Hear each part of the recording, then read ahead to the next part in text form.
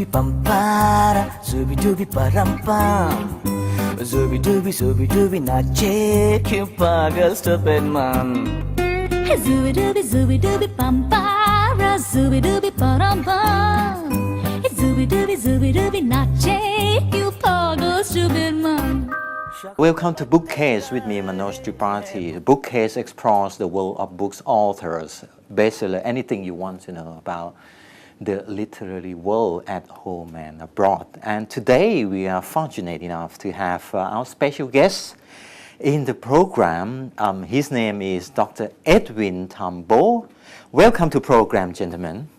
So we are here with him to discuss about the world of books in Singapore and in Thailand.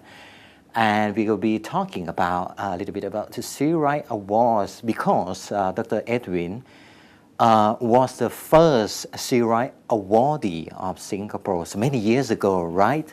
Yeah, would you like to talk something about your experience then? How long ago was that?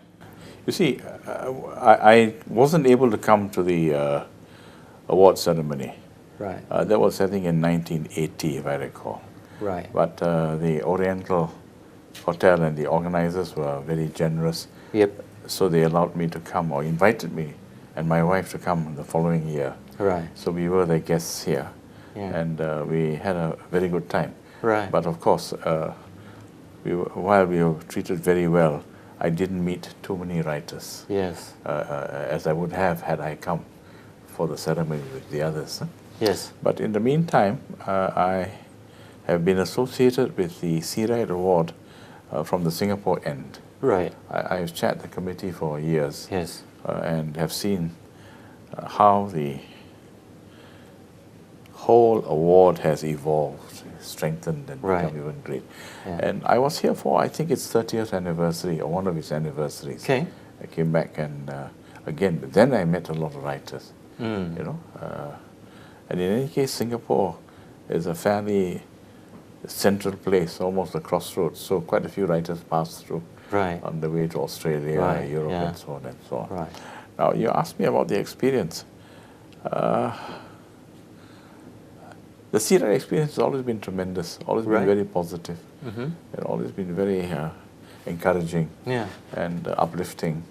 And I can see the effect it had on the people who got the awards in Singapore. You know, Mm. it boosts them, it gives them recognition, it adds to their standing, and so on. Mm-hmm. Mm-hmm. Yep. You know, Dr. Edwin has been a poet, one of the prominent poets in Singapore, and used to academics presenting papers at international conference, right? Can you tell us about your poetry, sir? Well, you know, it's a really interesting question because I grew up at a time when Singapore was nudging towards independence. So I belong to the generation caught between two worlds, Right. or who grew up between two worlds. One not quite dead, the Yep. colonial one. Right. The other, the independent one, not quite born. And that generation really was touched very deeply by nationalist themes, Mm-hmm. the themes of construction, reconstruction, of reconstituting your society. And Singapore is unusual in the sense that it's really a colonial creation, you know, Mm-hmm. created by Raffles. Before Raffles came in 1819, there were people there. Yeah. A few Malays, a few Chinese, and so on. But the settlements were around Singapore. Yeah. In Rio, which is now part of Indonesia, in Johor, which was a sultanate, Yeah. and so on. But Singapore per se was not developed. But as a result of Raffles coming, and Raffles, mind you, had this tremendous vision of making it into the major entrepôt trade. And he managed to in the end. He brought in the first bricklayer who was Indian from Penang. Yeah.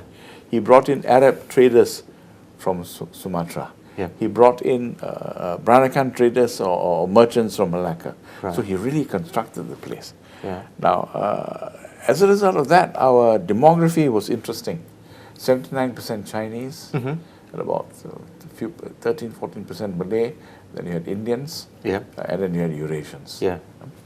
Now, when you have that kind of society and you become independent, you've got real challenges.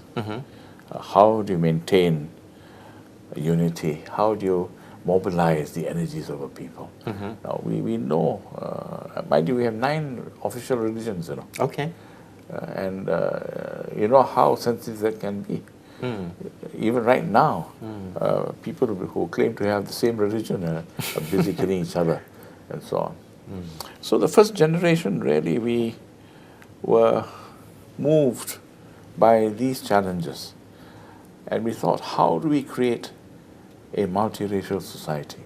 How do we move from the terms to the hyphen? Yeah. You're Chinese Singaporean, Right. Indian Singaporean, Yeah. Malay Singaporean, you know, and Eurasian Singaporean.